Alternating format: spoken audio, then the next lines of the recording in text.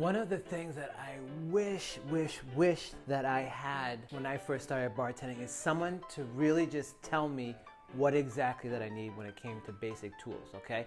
I showed up in this bar, yes, there were tools there, but I didn't know in terms of what everything was, what was going to be easier, what was going to be more, what was going to be helpful. I really had to learn and teach myself and really seek these things out. So I just want to really just share with you really simply, if you just moved into a new place and you're starting, your bar kind of kit for the first time, I just want to tell you about the 7 most important basic things that you need just to get started.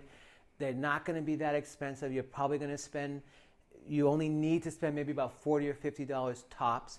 You definitely could spend a lot more money, but I think for these essentials, you can get these kits that are very inexpensive, but they will actually do the job. And everything that I have here that I'm going to show you is really going to take care of about at least 90% of the cocktails you're ever going to have to learn to make. Okay, so the first thing you're going to need is a jigger, okay? And a jigger is so important because it's really about consistency. So if you have friends over, if you have family over, and then they come back again, and they really want you to make that cocktail that they loved, the whole point of mostly for the jigger is you will be able to recreate it the way that they had it. So it's about consistency, right?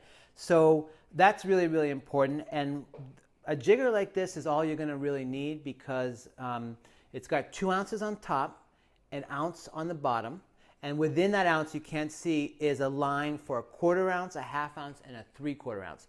So if you put all those measurements together, that's all you're going to ever pretty much need to make most cocktails. And there are different jiggers. You can get this for $2 to $5, and it has 1 ounce on top and a 1/2 ounce on the bottom. And so what? So you have to do the 2 1 ounces twice. It doesn't matter. You're not making 300 cocktails. So there are a lot of ways to get these things that are inexpensive just to get started and not feel so overwhelmed. The next thing would definitely be a knife. So this is probably something you have already. So a knife is something that is obviously you need to cut limes, you need to cut lemons, you need to cut different fruits or herbs that you're going to muddle or things like that. Or cucumbers is the perfect thing. And then we get into a strainer, right? So this is called a Hawthorne strainer. And if you can see, it has all these tight little springs. Now there are Hawthorne strainers that don't have as many of these. They have a lot more gaps in between. This is just a really nice one.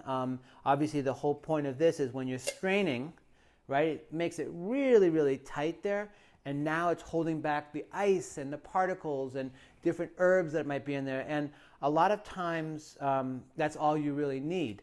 But for me, I like, still some things will get through, so it's going to trap about 90%, but I love seeing those passion fruit seeds come through, or little pieces of arugula in my rocket cocktail. I love when the black seeds is in that Italian Greyhound next to the orange.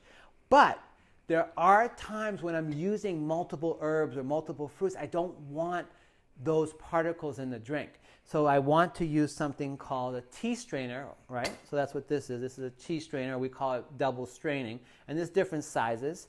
And that's literally so when I'm straining this out and there's a few more particles, that is such a tight mesh there that it's going to catch all of the little particles. So that's a great way to make a drink where you want it really clean and beautiful and not have things floating around in it. And that leads us right obviously into shakers, right? So there are many different kinds of shakers. When I first started, I think it's called a Boston shaker. It was that glass pint, and then you had one of these big things. And, I didn't know any better. It worked well, but the problem is it was hard to unstick sometimes, or it felt slippery because my hands had a lot of citrus on it. I didn't know if it was cold enough yet sometimes when I was stirring it. So this is just tin on tin. Again, you can spend a lot of money for these. You don't have to spend a lot of money. But what I do like about it, I love the seal. So that's really great. I love when you're shaking it, you can feel the condensation. You know when it's getting cold. And then the last thing is it's so easy to just pop right off. So again, it's very simple, very easy, and that to me is very essential. Another thing would be a bar spoon. So a bar spoon is something that obviously you can use to pick up olives, and now there's different types of bar spoons, there's different sizes. You can see how much this one is wider than this one, right? So, but what's happening with a lot of bar spoons now is they are becoming multifunctional. So they have these kind of forks on top, which means that you can poke things and you can grab things, and maybe you're grabbing a cherry or you're grabbing an olive. So the main purpose, though, obviously, of a bar spoon is for stirring. Like if you're stirring a martini or a Manhattan, things that are spirit-driven, is for stirring. And that's the main purpose of that. And then the last thing to me, which is probably the most important thing because I use it so much, is a muddler. Now, most of these tools, I would say, listen, there are better names and better brands than others, but they do all are similar to me in a lot of ways. But the Muddler, this is the only thing I would say that I do use a specific brand that I would highly recommend that you get this one. This is called an OXO Muddler, OXO. They make a lot of kitchen kind of products and bar tools. And what I like about this is it's a metal muddler, so you can wash it. It's not going to absorb any flavors or bacteria, but it has these sharp teeth. So when I'm muddling something, the whole point of what I'm doing is that I'm really trying to break those things up and almost like make it into a pesto. That's what I love to do.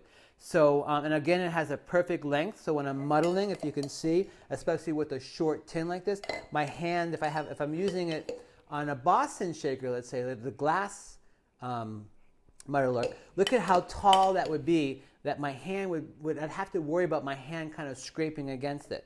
Where here it's perfect, but it is one of the most important tools, and this is probably going to be the most expensive. This is probably going to be somewhere between $12 to $14. So these are the basic tools.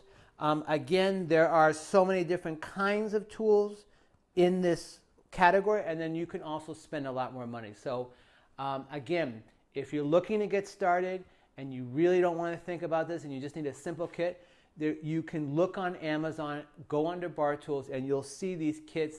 Some of them are $12, $25, and the only thing is you'd have to get the muddler separately. But that would be my best recommendation. So good luck. I'm excited for you. I'm glad you have more knowledge than I did when I started. And just go to town. Have fun. Cheers.